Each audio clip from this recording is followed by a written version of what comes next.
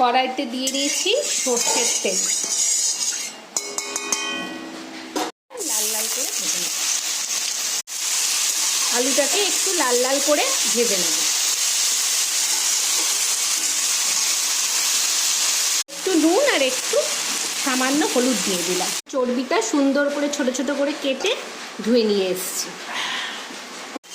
এখানে মশলাটাকে দেখো ভালো করে কষিয়ে নিচ্ছি।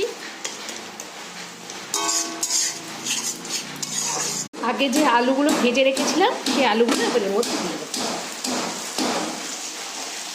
ভালো করে এটা মাখিয়ে নেব। আলুটাকে ভালো করে মাখিয়ে দিয়েছি, এবার এর মধ্যে আমি চর্বিগুলোকে দিয়ে দেবো।